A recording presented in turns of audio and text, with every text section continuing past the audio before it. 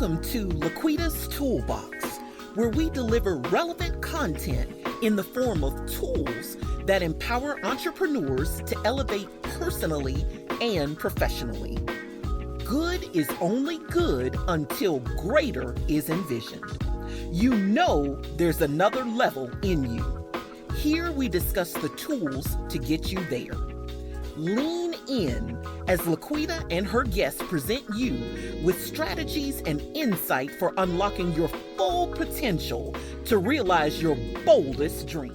Welcome back to another amazing episode of LaQuita's Toolbox. I am your host, LaQuita Monley, and I am absolutely excited to be back in the studio with you guys on today because, as always, we have another amazing guest in studio who's going to be sharing some great value. So, those of you that are not new to the toolbox, you know the drill. Get something to write with and something to write on because you do not want to miss any of the tools that Jerry will be giving to you today.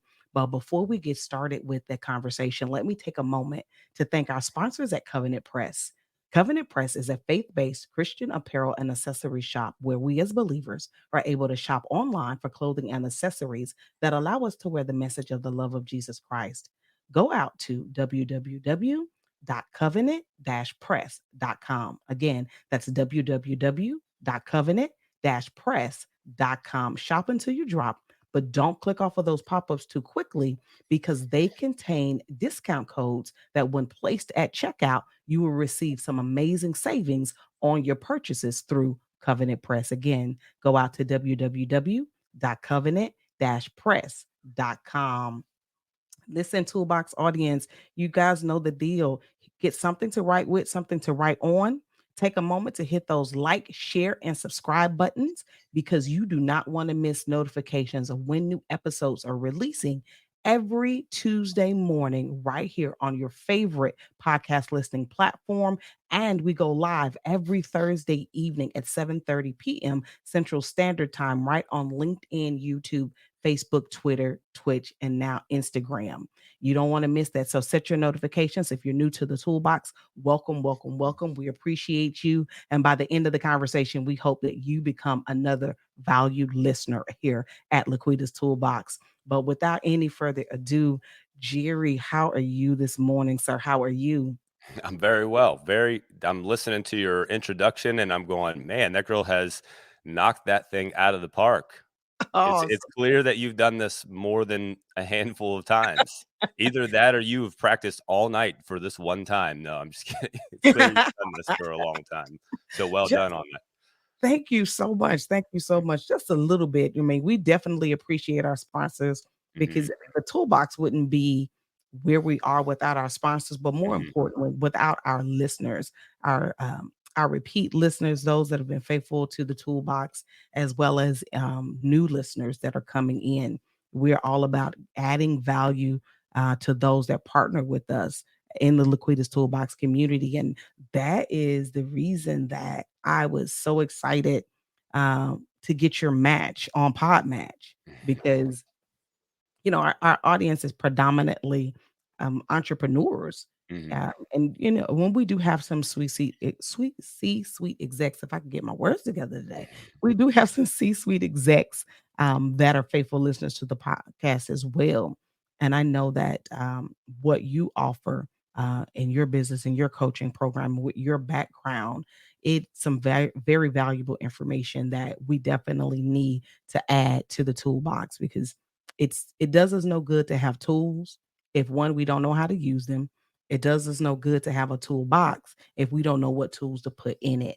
And Mhm. so I love to have guests that are coming with great tools.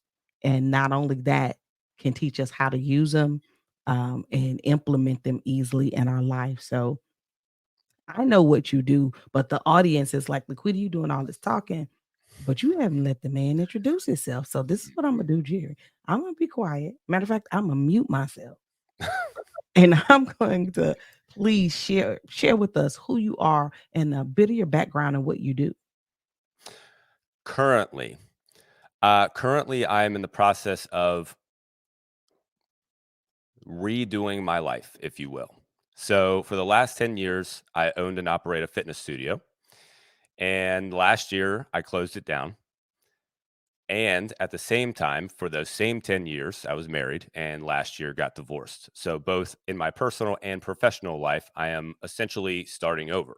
Mm, So I'm in the process professionally transferring my life online, which essentially means starting from the bottom because where I was in the fitness studio was in a small town of about 12,000 people or so. And a lot of people knew me. Everybody, of course, at the gym knew me. So I was a well-known person. mhm. Now there are hundreds of millions of people online and millions of coaches and a lot in the personal development space. So I'm literally starting at the bottom and slowly creeping my way up. That's the hope, is creeping my way up. So I always knew that I had this purpose of helping other people because I've been in the fitness space for 15 plus years, owned the studio for 10 years. And that's what I've done, help thousands of people in the health and fitness space.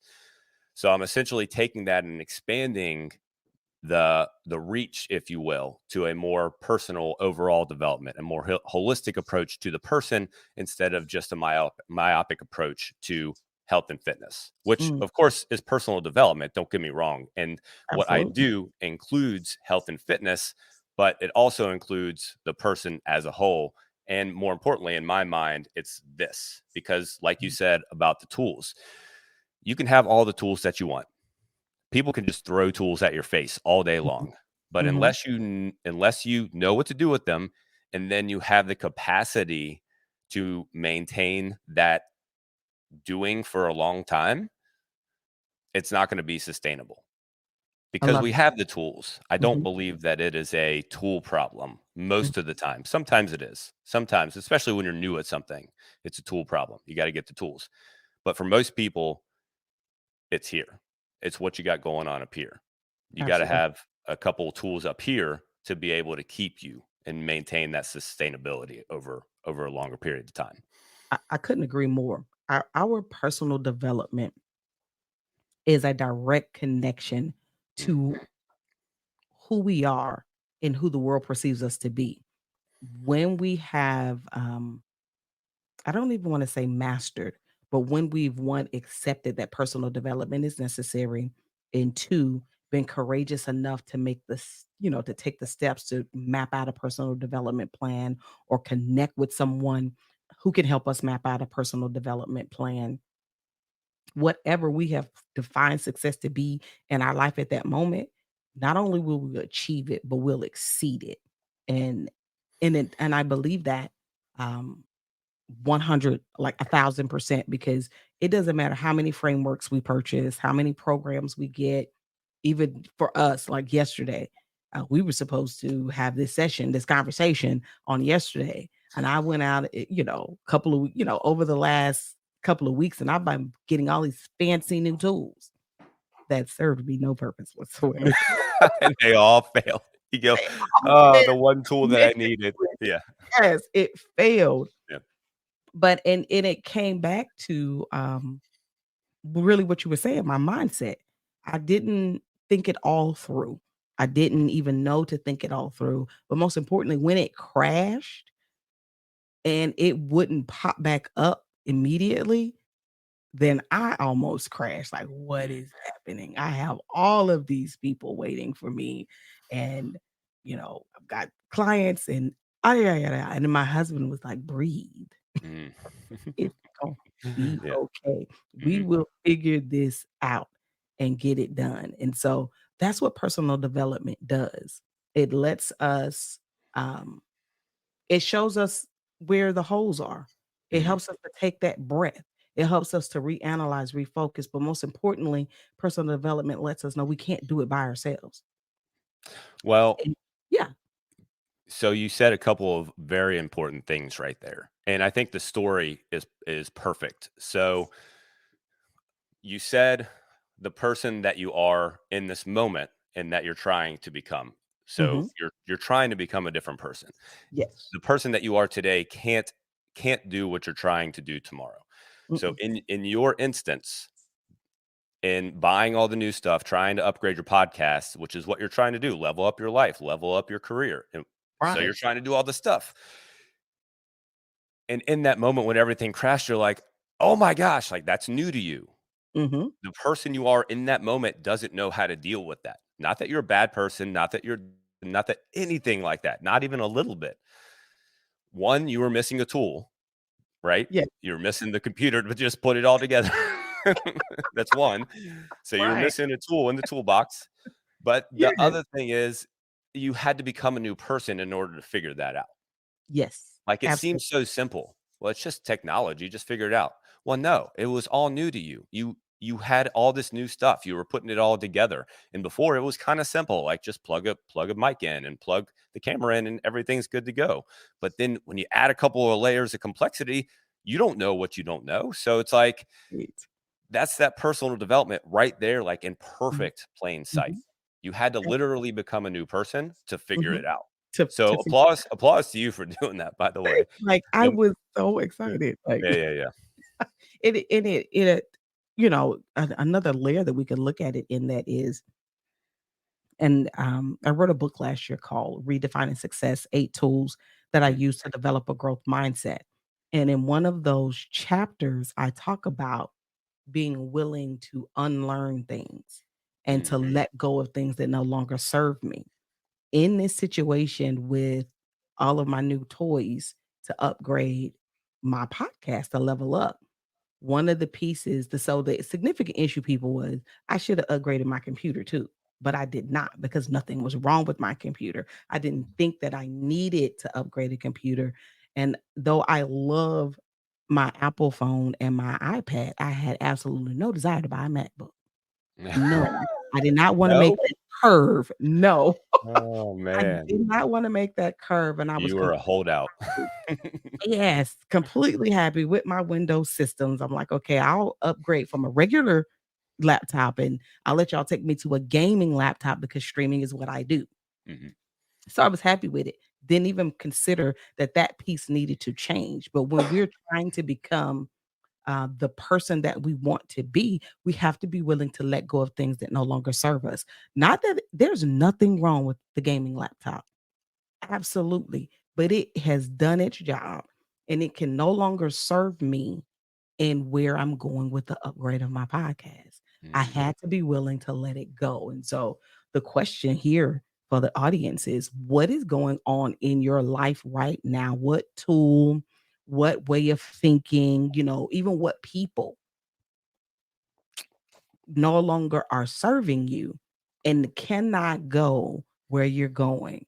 I had to put to rest my faithful gaming laptop and upgrade to a MacBook that, let's be fair, I don't really like it. It's a learning curve. Let's just go there because Windows does not operate like this. It's completely different. Yes, it It's is. completely Mhm. different. And I had less than 24 hours to make the adjustment. But having the right people in my life between my sons and my husband helping me get set up and think about that in terms of Jerry being your coach or, someone else being your coach or tool or something. When we're making those adjustments and we're letting go of those things that no longer serve us and we're opening up ourselves to receive and connect with the people, the places, the tools, the things we need in order to go to the next level, it's going to be scary. Like, y'all, I didn't even know how to make the record work when we got ready because it's a whole new system. But when you see this So good. recording, like, it's beautiful. It doesn't sound like all of these issues were going on in the background, but that's life, Mm. right? That's life. So like with your clients or the things that you've learned, because you've gone through some big transitions in this last year, two really huge transitions. What are some of the tools that you learned in this process or had to use in this process? Because even for you to be here now and saying, you know what, I clicked the restart button. I mean, not only did you restart, but you restarted, you're rebuilding, you're creating something brand spanking new. Like, what are some of the tools you used to get you to this place today? Well, I'll get to that, but I want to pinpoint something that you just brought up, which is connected to this. You said you have to let go of the things that don't serve you. And what's hard for people is to let go of things that have been around for a long time, right? Mhm. You look, it's called the sunk cost fallacy, I think is what it's called. So if you put a lot of time or money into something, it's harder for you to let it go because you think, well, I've put all this time into it, or well, I've put all this money into it. And so I'm just going to keep going to see either if it works out, or I'm just going to keep going no matter my level of misery because I've already put all this time into it. So when it comes to Mm. the business, now that wasn't the case with the marriage, and that was not the case with the marriage. That was just a matter of two good people not working well together. With the business, I love the bit. That was those people in that business were the closest to my heart. They still are. I closed the business and someone else actually ended up taking it over, sort of buying it for me in a way. So Mhm. it's still going and I'm certainly happy about that. And they're all still super close to me. And that was one of the hardest things that I did. And Mm. it was 10 years of my life. But there Yeah. was a moment in time Significant. where that's a long time, a Yeah. decade. There was a moment in time where I just had this weird epiphany, and all these things were going on. The separation was one of them, and then all these other things with the business over the course of about 6 months were going on. And I just had this weird epiphany, and I went out of town, luckily, for a week to Florida, and I just sat there in Florida and went on the beach every morning and just walked and thought. And I Mhm. just had this epiphany when I was walking one day, and it just went through my mind. I'm like, what if I shut the business down? What if I closed the business? How would I feel Mm. about that? And as soon as that thought went through my head, my body just like relaxed. Wow. I just had this feeling of like Mm. calm, both like physically in my Mhm. body and in my mind, just relaxed. And so what I feel like, going back to things not serving you anymore, is that while that was super close to me and I put a ton of time and a ton of effort and a ton of money into it, it just wasn't serving me anymore. Mhm. Not that the people weren't serving me, not that the Mhm. purpose wasn't serving me, but it Mhm. wasn't serving what I believed in the next 10 years was going to be the rest of my purpose, was going Mm. to fulfill the what I envisioned for my purpose moving on in my life. Mm. So I think it's so important to not get caught up in that fallacy, the sunk Yeah. cost fallacy. Yes. The, hey, I've put all this time and effort into this thing, or hey, I've put all this money into this thing, so I might as well just keep going, or I might as well just keep pushing. A different question that is worth asking is, if I put the same amount of time or money or effort into something different moving forward, then what would happen? Mm. Real You see good. what I'm Real saying? good. Yeah. So Real and good. with the business, instead of thinking, oh, I've put 10 years into the business, my thought had to switch to, in 10 years, if I kept going with the business, what do I believe it would look like? Or if I did something different, what do I believe that would look like? Mm. So it's hard. I'm not saying that that's an easy transition to make and an easy switch to flip. But if you don't want to continue to be miserable unnecessarily, and I wasn't miserable per se, but it just Mhm. was an angst in my body, right? If you don't want that, then you have to be able to switch your mind and Mhm. just switch the way that you're thinking about things. And Mhm. that's one of the tools, honestly, that I used, was just Yeah. switching my mind in the way that I thought about things. Instead of Mhm. thinking about the past and all the things that I could have hung on to, it's okay, Mhm. what's the possibility of the future and what can I reach down the road?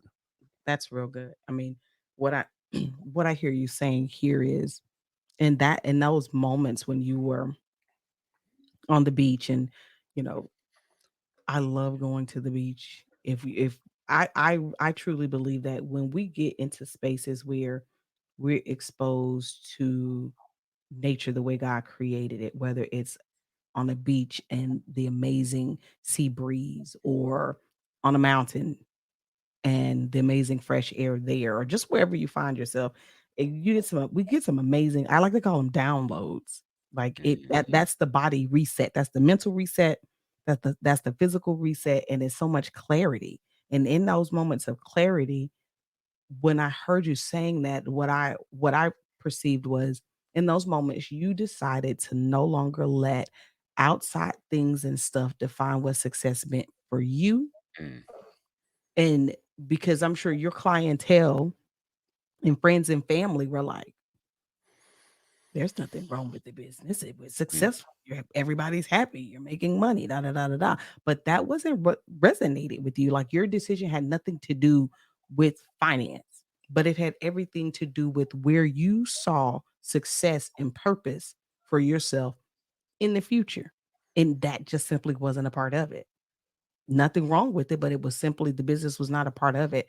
And that's very bold. That's very courageous to me because a lot of times I found that we don't define success for ourselves. We don't give ourselves the space or the opportunity to ask the hard questions, be real with ourselves, and define what success is or understand, okay, what is my purpose in this next phase of life? Because I know I can say it for me. When I was 18, purpose and success was way different than I am sitting here as a 46-year-old woman. It was way different as a 36-year-old Yeah. woman, Mhm. right? Like, Yeah. it shifts as we grow and we mature, things change.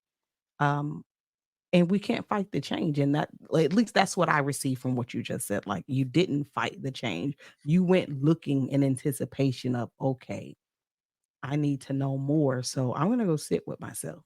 I am going to go and be open to receive whatever I get. And then I'm going to run with it, no matter how hard the decision might be. That's so strong. So one of my coaches, by the way, coaches have coaches also. So one of my Absolutely. coaches, yep. One of my coaches, the way that he explains that exact thing to me is we all have seasons in life, right? So in that season of my life, that made sense. In the next season of my life, it doesn't make sense. Something else does.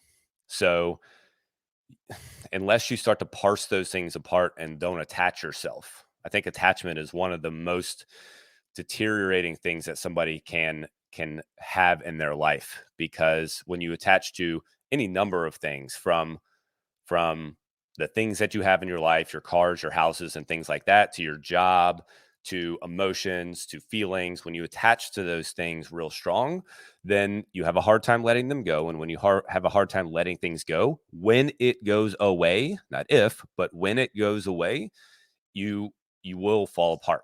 You will fall apart. Mm, You just yeah, won't be prepared for it. yeah. So you cannot attach. You cannot attach to things. And when you feel attached to them, because all of them will. One of the things that I didn't realize as much in the moment, and I have realized over the last couple months, was Mhm. I was attached to the feeling of being important in that space. Like I said, it Come was on. yep, it was a Yeah. small town. All of the members, they all love me, and well, they didn't all love me. Some of them didn't really care for me, but that's okay. But they all loved me. They all knew me. And there was a small coffee shop I went to a couple times a week. They all loved me there, knew me there. A lot of people in the town knew me. I knew a lot of people in the government. So I knew a lot of people. Guess what? Mhm. Nobody knows me now. You know Yeah. me. Yeah. Everybody on the audience for now they know me, but like nobody knows me. And I've had times where it's like, oh, that kind of sucks, right? Yes. So like Yes. I can tell that I was attached to that, liking being known and liking, Mm, like, just people being interested in me. So at any rate, being aware of that is number one, and then trying to not let that mm. drag you around and spiral you down is number Yeah. two. So Yeah. there's so much knowledge to that, what you Yeah. said. I mean, thank you. What you just said there you just open up for like 2 or 3 other podcasts we can talk about and I'm telling you. I'm this telling you. one of the things, one of uh, one of our coaches, my husband was 24 plus years active duty army. And Thank so him for his service, by the way. thank you, thank you. Yep. I, It was a blessing for us. Let's yep. say that. Yep. In the initial when he joined, it was out of desperation and need, let's say that. Hmm. He joined the army because we found out I was pregnant and I was only in the 10th grade and we were trying not to die. Like, Yeah.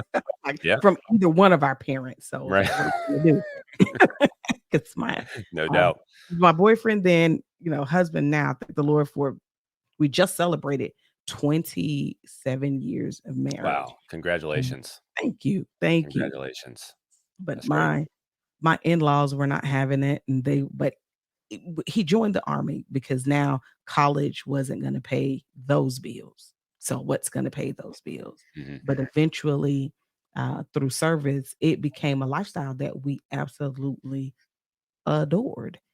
But when it came to an end, it's what you were saying.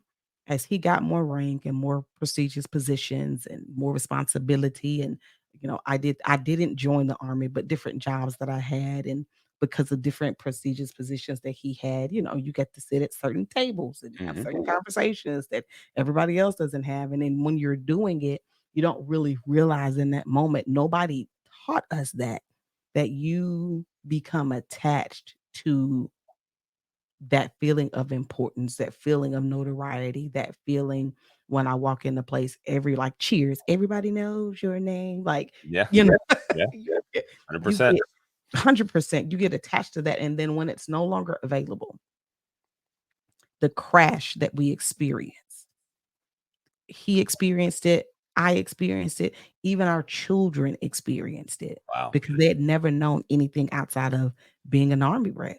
But he'd been in the army literally their entire lives.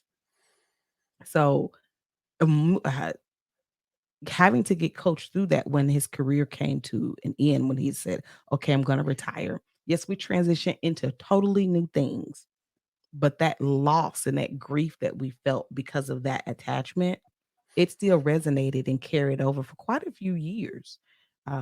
And the coaches required a coach because why do I feel insignificant? Why do I feel, all of these negative things when I'm the same person? I have the same value. People love me are going to love me. People that don't like me probably still won't like me. But, that Yeah. learning how to recognize unhealthy attachments and learning how to recognize, um, what happens when you break those unhealthy attachments. Like, it doesn't have to define who you are. Like, if you had allowed or didn't have that coach in your life and you had allowed those unhealthy attachments, would you have actually closed the sale on the business? I don't know. I mean, I'm telling you, because it was a struggle. I mean, when I had that feeling on the beach and it was like, oh, I feel this calm and relaxed. When I got back to the business, it was like questioning, is this Mhm, something I actually do? Because I walk into the business and everyone's like, oh, hey, Jerry, hey, what's going on? It's like, okay, this is a good feeling, right? mhm, Same, mhm, same sort of thing. So lots of questioning and lots of, just wondering. And what I tried to make sure to do was when I was outside of the business, what did I actually feel? What were my mm, true feelings? Not when I was in the environment. Because the thing is, 9 times out of 10, when you're in the environment, in the context of the decision that you're making, it's going to be, you can't make a decision mhm, because there's a lots of emotions and feelings wrapped in the context. When mhm. you get outside of the context and your feelings are the complete opposite, then you have to go, okay, what's the decision I need to make here? What's the decision? Yeah, Yep. that's real good because it was probably maybe 2 months, not even a whole 2 months after he retired. So when you leave the military, there's a point, and it's years, not months, that you can come back or they can force you to come back. Mhm. He received a couple of letters asking him to come back, not demanding. It was Mhm. still a choice. There was short and a lot of there was not enough senior leadership doing what he used to do. And hey, we'll come back. And that Mhm. was so addictive. That was really hard to say, and it had nothing to do with money. He was Mhm. making more money retired than he Yeah. was, and it was really hard, but, um, he walked away, and I must admit, Jerry, it was not because his wife encouraged him. I just said, "Babe, do what's best for you," Mm. but he knows me as well as he knows me. He was looking in my heart and saying, "Yep, she'd be 100% okay with it." But you have to, and he had to take that time Mhm. to, um, walk away from everything, like the new job, because the new job, he still worked for the army. He had to take some time Mhm. off and go and make that decision. And we had to just be, it's like, that's who we were for 24 years. But this next set of 24 years, who do we want to be? We planned it. We knew in our hearts we wanted that freedom, that flexibility to be with, because at this point we're grandparents. We want to be with our grandchildren. We want to actually be able to be with each other without the government saying be gone for a year, 18 months, 6 months, 9 months. Like, we wanted those things. So which one was more important? Um, and it was hard to walk away. It was hard to walk away, but you can. You can make everything that's good. Is it doesn't make it the right decision. Like, it would have been good if you would have said, "Okay, I'm gonna stay with the business." People would Mm. have been happy, but would you internally have been full of joy? Happy is based off of happenstance, circumstances, and situations. They would have been happy because Jerry kept running the business, but would Jerry have had joy, that eternal stuff that's on the inside of us? Probably not. Mm. Probably not. And so, like, how would you guide your client through that process, that decision making process? Like I said, the first thing you got to do is separate. You have to separate yourself from the context. You have to separate yourself from literally the environment of the decision that you're trying to make. That's where it has to begin, because you cannot make a decision in the fire, if you will. So you got to separate. Number one, get yourself out of the context, get yourself out of the environment. Doesn't have to be super far away. It can just be a coffee shop down the road, but far enough away to where you don't feel the pressure of the environment, right? So start with separation. And then, as once you're in that environment, and first of all, this is going to take time. This isn't going to be a one-time thing. You're not going to go to a coffee shop once and sit there for 30 minutes and all of a sudden you're going to make a decision on something that's going to change your life forever. Like, that's not going to be the case. Probably have to do this a couple of times. So you go and you just ask a couple of basic questions. Okay, what are my true feelings about this situation? Well, I love the situation because of XYZ, but at the same time, I feel like for the next 5 years, 10 years, or whatever that looks like, I feel like it's not going to serve me in a couple of different ways. So how has it helped you? And then what does the future look like with it? What does the next, again, 3 years, 5 years, however long you've been in that situation, what does the future look like with it? What does the future look like with something else that you might want to do? So you have to, again, hop from the past to the future. What has the past helped me with, but what is the future going to be? What is Mm, the future going to look like? And the more you can kind of separate and parse out the two of those, mhm, the more you can really start to understand what decision needs to be made. mm, Because I keep saying separation. I think it's really about separating from the environment and then separating what you have done with it to what you envision yourself doing in the future. What do you want for yourself in the future? And mhm, then what do you envision yourself doing in the future? With, like, if you stayed in the environment, would that get you to what you want? If the mm, answer is no, mm, then what's going to help get you there? And you have to be real with those answers. If you're not real with them and you find justifications, because you can always find justifications, absolutely. always find justifications. But if you're real with those answers, then there's a good chance that you'll make a decision that is going to empower you moving forward. Mm, that's real good. That's real good. So, this is not a one and done decision making process. I'm not going to just be able to take a time out for 30 minutes or an hour and come back with a life changing decision. I mean, I don't suggest that at all. Yeah, I could not agree with Jerry more. This is something that you need to actually take some time. And as he was saying these steps, being honest with yourself, is staying where you are, is it going to get you where you want to be 6 months from now, 9 months from now, a year from now, 5 years from now? Um, or will making those changes that are on the table, will that get you to where you want to be? Is that a part of the roadmap to get to where you want to be, to get to your desired destiny? And that's real good. Those are multiple exercises all in themselves. Like that's at least a week worth of being Mm. honest with yourself at the appointed time. Like if I've decided I've got this hour lunch break every day and I'm going to go for the next week or two and sit in silence at this coffee shop with my pen and my pad and work through these exercises so that I can get to the place where I can make a clear decision and nothing is hindering me with making this decision. I think that's a process to get to success in life. Like, Mm. yeah, I absolutely think that's a process to get to success in life. So, you Because the know, more that you think those things through, the more clear it becomes.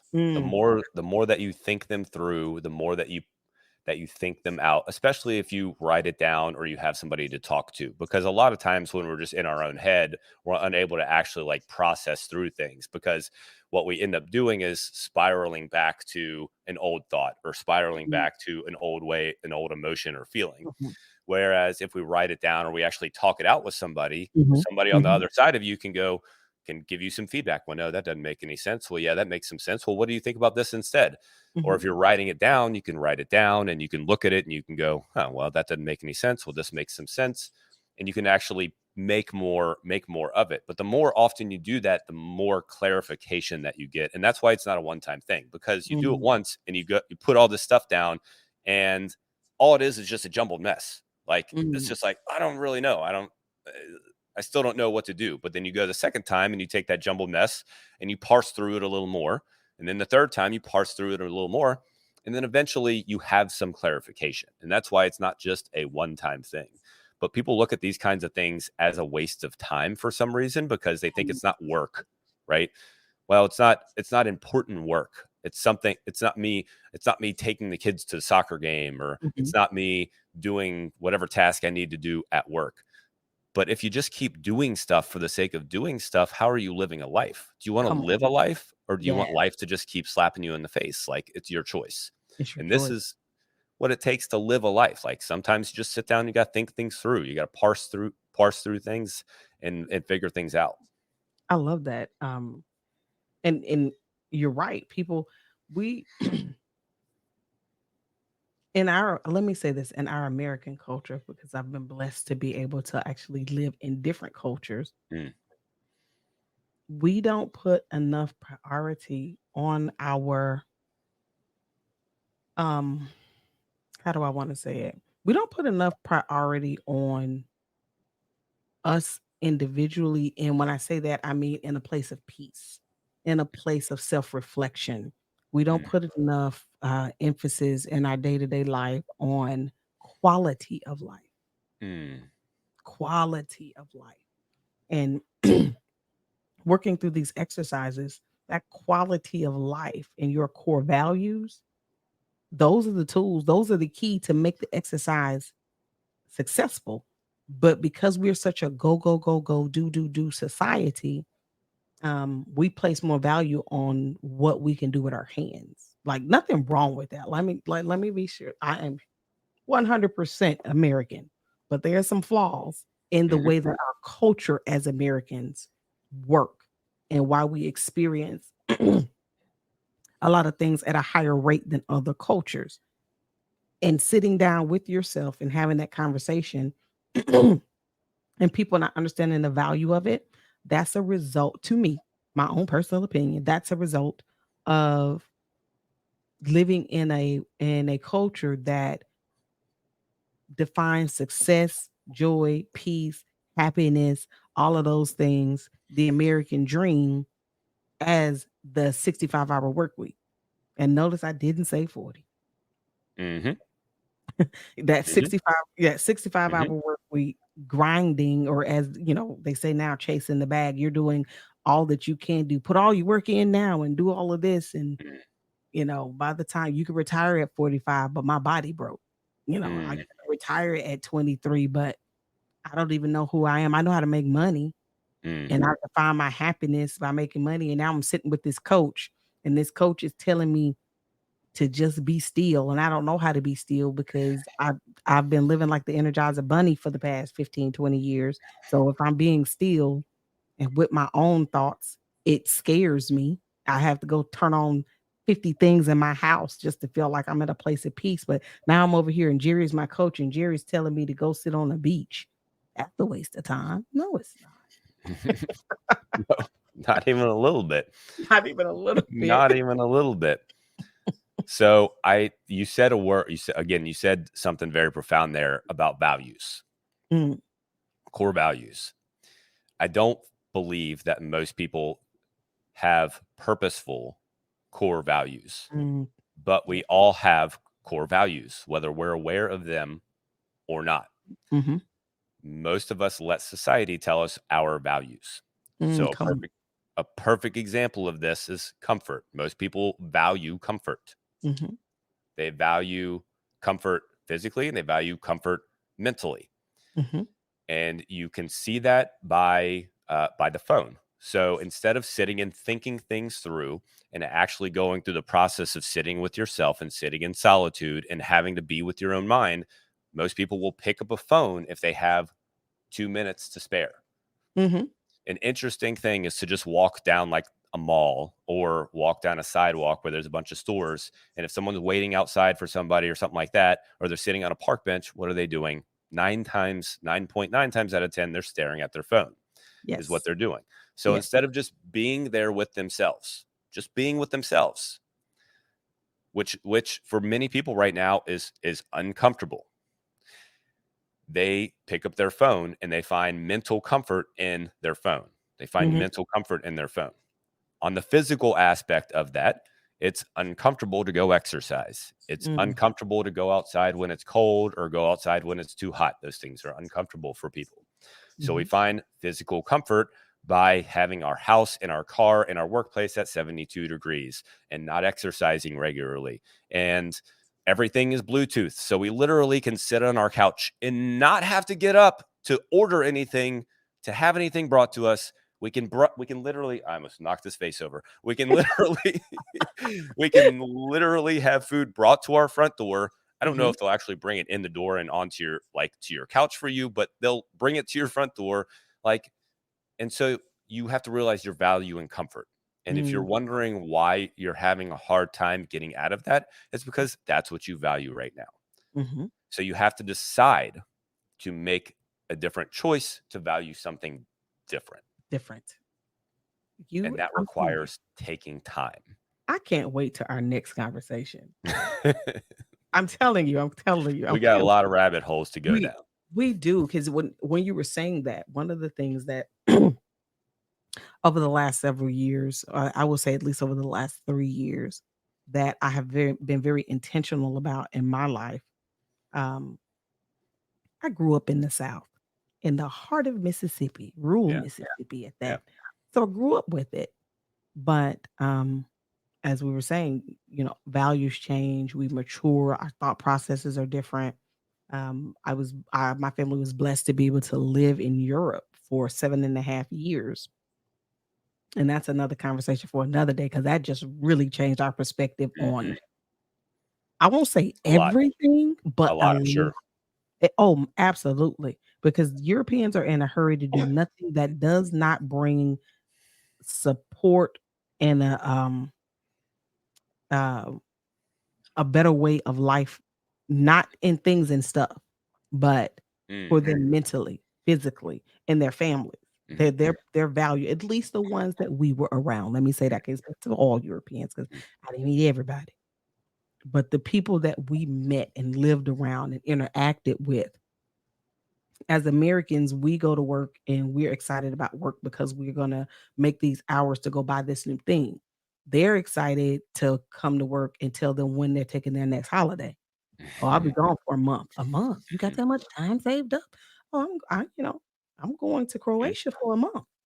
Oh, can I do that? Like, their value is different. So it changed the way we saw a lot of things. And when we came back to America in 2017, we were shook to what you were saying. We found that our values had changed, and the things that we found comfort in were now not necessarily that my car is, in my house and like, yes, I find comfort in my car. I Mhm. love my and my house. But it was more than that. I'm willing to leave my house. I'm willing to leave my car. I'm willing to do these things to actually find what truly brings value to LaQuita Mm. that's not in there. And the thing that brought value to LaQuita was gardening. And so that's where you'll find me in my spare time. I'm outside, I'm getting the fresh air, I'm growing produce that my family eats, and it's healthy, and I know where it comes from, and I'm connected. It connects me with my family. It connects me. I'm happy to say my neighbor to the left and right. I've got 4 neighbors that have gardens now because they've been Mhm. watching me. We have these amazing conversations. The value shift, and that showed up in my physical when I went to the doctor for my checkups. Like, I don't know what you're doing different, Miss Molly, but keep doing it. And Mhm. I plan on it. Yes, Mhm. I do. Yeah. The values. We as Americans or as humans, let me say that. I don't want to keep picking on my people. We have to really sit down, um, and the practical things that Jerry has shared with us today, we have to do that. Take that time for ourselves. If you are struggling with that decision on what success and purpose look like in the next 10 years, it's probably because you don't know you yet. So much Yeah. truth to that. Yeah. There's so Yeah. much truth to that. And I think finding yourself, taking the time to find yourself and figure out what's important to you is one of the most I don't see any reason why you wouldn't want to do it. To Mhm. take some time to figure out what's important to you Mhm. because you can decide what your values are. I'm Mhm. glad I'm glad that you had all of these examples, working 65 hours, having cars, all of these things, because you can vilify them or you can enjoy them too much. There's both sides that can be hard. Mhm. When someone who doesn't have maybe a ton of money looks at somebody who drives a Mercedes or some high-end car, they can go, "Oh, well, that selfish person, blah, blah, blah, blah, blah." But they don't realize that that mindset is also keeping them from making progress Come on. because Real. you're literally building a wall between you and money. Mhm. But then on the other end of that, that person driving the Mercedes is like, I'm attached to this Mercedes and I'm this, powerful person because blah, blah, blah, blah, blah. Well, that mindset is keeping you from living maybe a fulfilled life because you haven't looked at what other things you might be able to value. Mm. So the question is not like if you have the things in your life. There are plenty of people who have nice things. A couple of perfect examples, speaking of working 65 hours or so, there's a couple of people online that people probably know, Alex Hormozy and Tom Bilyeu, that come to mind. Tom Mhm. Bilyeu runs the podcast Impact Theory, and Alex Hormozy is a big entrepreneur. Alex Hormozy talks regularly about working 65, 80, whatever hours a week. And he's like, yeah, that's just what I like to do. Like, I've just enjoyed doing it. Like, it's not because I think that it's great and because I think that everyone else needs to do it. It's just like, that's what I want to do. And Tom Bilyeu's the same way. He's like, yeah, I just enjoy working that many hours a week. Like, so what? Like, that's just what I enjoy doing. Guess Mhm. what? That's okay. But on the Mhm. other end of that, if you don't enjoy doing it, find a way to do it a little less. To do a Like, little less. Mhm. yeah, do it a little less and find what you value. So Mhm. like you don't have to you don't have to not like nice cars because people say you can't like nice cars. You should, if you like nice cars, like them. Enjoy Exactly. them. Like, yeah, and freaking enjoy them. Like Yes. when I start making more money, I'm going to buy some nice cars cuz they're tons of fun. I love Yeah. going out and driving them. Yeah. So, but if you don't like nice cars, guess what? You don't need a nice car, go do some gardening. You don't want to garden, go learn how to play music. You don't want to play music, go find, like, what do you want to value in life? Yes. Just take some time to think about it. And I that's think the only question. Don't Mhm. attach to it. Take some time to think about what you want to value and then make a decision to do it. Mhm. It's it's that easy, people. It really is that easy. And sometimes it takes us a lifetime to figure that out because we've been programmed as a society globally to value what's been put before us, what we have been programmed to value through what we watch, what we hear, you know, people of influence and say, oh, that person has this, or that person has that, or that person is doing this, or that person is doing that. And we've been taught to be like these little sponges and just soak Mm, up what the media has put before us, regardless of the form of media that you are, you absorb, that you bring into your life, mm. versus actually being like my 3-year-old granddaughter. You're not going to tell Amaya what she likes. Most 3-year-olds, you're not going to tell Mhm. them what they like. They will tell you what they like, and then they will tell you that you should like what they like. Like, we should be like them. Yeah. Her favorite color is pink. My favorite color is purple. She was painting my nails and she was, "Granny, you want your favorite color?" "Yes, I do. I want purple." She said, "No, you want pink." "No, no, I don't. I want purple." Needless to say, I lost that argument and I had Yeah, pink I'm and purple. certain. Yeah. I did, but it was so much fun. But look at your little people. I like to call children little people. Look at little people. They're so carefree and they know what they like. And if they're curious about it, they go and try it. Your average 2, 3, 4-year old, the guardian spends 90% of our time trying to tell them, "Don't do that. That's gonna hurt." Mm, But they're going to do it anyway. And that's what Jerry is saying. Go do it. Try it. You might like it, you might not. But you'll never know till you do. And when you do discover what it is that you like and you're discovering you, the rest of the work, I'm not gonna say it becomes easier, but you become more excited to do it. Can I say that? Because the work is yes. hard. The work is Always hard. hard. Yeah. The work is hard, but you become more willing to do it because I know who I am. I know what I like. I know what I don't like. Now let's get a plan to get me there. And we have to make sure that we connect with Jerry. So, Jerry, please let everyone know how to. We've been enjoying this conversation, and I have not even asked how people can connect with you. How can people connect with you? The best place right now is on Instagram at Jerry Scarlato. So you guys got that on Instagram. Get on IG at Jerry Scarlato. And don't worry, his IG will be also in the show notes.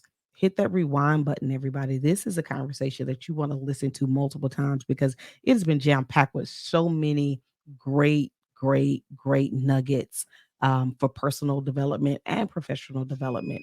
As a John Maxwell certified speaker and coach, John's primary focus is on personal development, and it's true. It's so true. When we increase on our personal development, we increase everywhere. So make sure connect with Jerry on IG.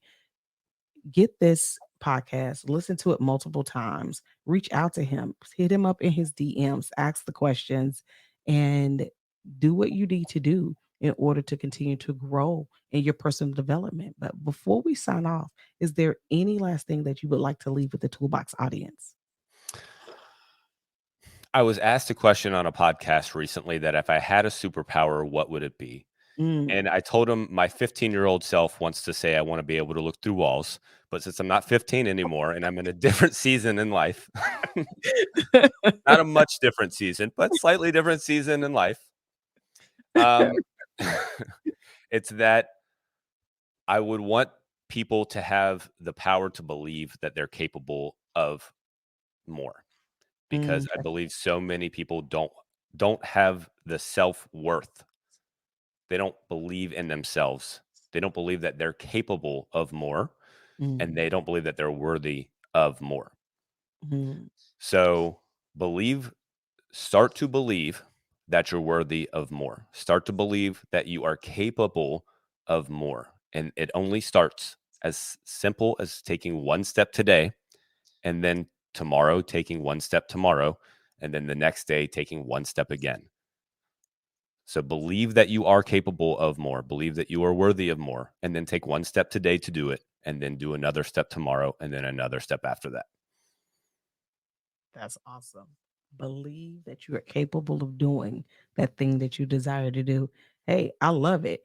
And look, don't let your 15-year-old self down. I am sure if we don't have the technology, it's coming soon. You will be able Eventually, to look I'm through still waiting walls. for it. I'm holding Yes. out. I am holding out. You will be able to look through walls. Yeah. Jerry, thank you so much for being such an amazing guest here on LaQuita's Toolbox. I do look forward to having another conversation with you. Guys that are tuning in, thank you so much for tuning in to this episode of LaQuita's Toolbox. Make sure you hit those like, share, subscribe buttons. Turn that notification bell on so that when we release new episodes of the Toolbox, you won't miss them. Until next time, I am your host, LaQuita Romney. You guys be blessed and have an amazing rest of your day.